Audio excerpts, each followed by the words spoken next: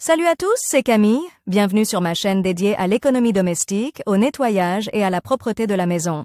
Restez avec moi pour des conseils pratiques et efficaces. Donc, au sujet de la vidéo. Entretien auteur Elena pour une lecture de 5 minutes. Publié le 16.10.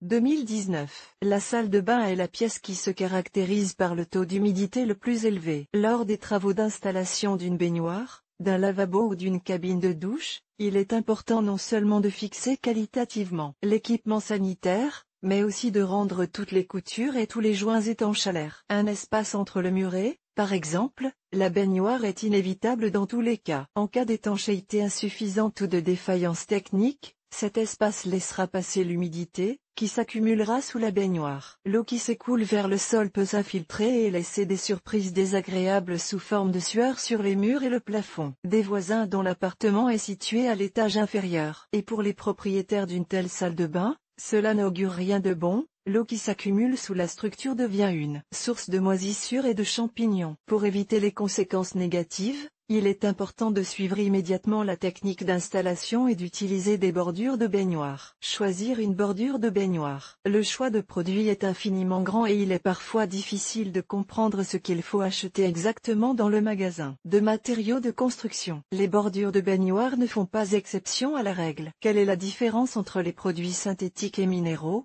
Quelle bordure durera le plus longtemps? Le choix d'une bordure de baignoire ne doit tenir compte que de deux critères principaux. Premièrement, la taille de l'espace, distance entre la baignoire et le mur adjacent, doit être prise en compte. Deuxièmement, lorsque vous choisissez un matériau, vous devez tenir compte du bord qui sera le plus esthétique. Ruban adhésif flexible. C'est un bon choix pour ceux qui veulent donner un aspect fini à leur salle de bain sans avoir d'expérience en matière de décoration, ni de matériel supplémentaire. Ce produit est une plinthe en plastique, que l'on trouve dans le commerce sous forme de rouleaux de 3 mètres. Ils sont très flexibles. La face intérieure de la bande est imprégnée d'une substance autocollante, le mastic. Il est facile à travailler. La couche protectrice est enlevée et le ruban est prêt à être fixé. La gamme comprend également des rubans d'angle et des rubans façonnés. L'installation de bandes autocollantes flexibles est une solution économique, qui ne sera certainement pas à la portée de toutes les bourses. Mais il convient de noter les inconvénients et les avantages.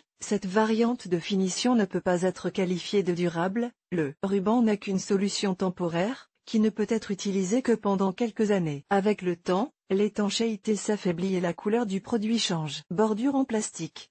Structure plus dense, mais tout aussi facile à installer. Le produit est équipé d'un serre en silicone, qui assure une meilleure fixation et une meilleure étanchéité. La durée de vie du produit en plastique ne dépasse pas 6 ans, mais avec le temps, il jaunit, devient sensible à l'utilisation de nettoyants ménagers et des fissures apparaissent à la suite d'un endommagement mécanique. Raccord en matière première minérale, céramique, marbre, granit.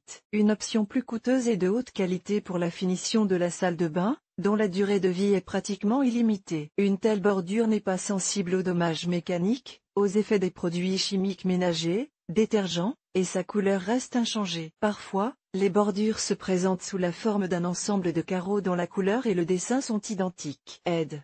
Les bandes autocollantes et les produits en plastique sont des options plus économiques, car ils sont fabriqués à partir de matériaux polymères et faciles à installer. Les produits en matériaux minéraux sont plus chers, nécessitent des outils spéciaux et des compétences en matière d'installation, mais sont idéaux pour les salles de bain au design raffiné. Règle générale d'installation. Si l'étape du choix et de l'achat de la bordure est déjà réalisée, il est nécessaire de préparer la surface et d'effectuer des travaux supplémentaires, et d'acheter de la colle pour l'installation proprement dite. L'adhésif pour bordure est nécessaire pour l'installation de produits en céramique ou en plastique. Le principal critère de sélection, un mastic doit être préféré à la colle silicone pour l'installation, car avec le temps, cette dernière s'assombrit et perd ses propriétés. Un mauvais choix de colle peut entraîner un décollement de la bordure. En raison de l'apparition de micro-fissures, il est nécessaire de changer la couche de collage tous les 4 à 5 ans, d'enlever et de désinfecter les raccords. Mais vous pouvez vous passer de ces mesures si vous choisissez un adhésif à usage spécial,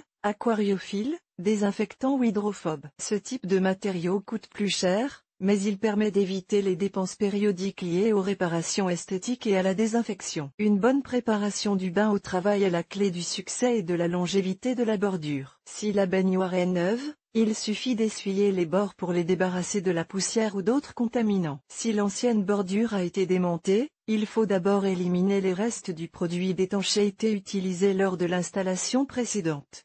Un matériau abrasif sera d'une grande utilité. La salle de bain elle-même nécessite également un nettoyage supplémentaire à l'aide de détergent. Avant d'installer la nouvelle bordure, il est nécessaire de sécher et de dégraisser, avec de l'alcool, la surface. La technique.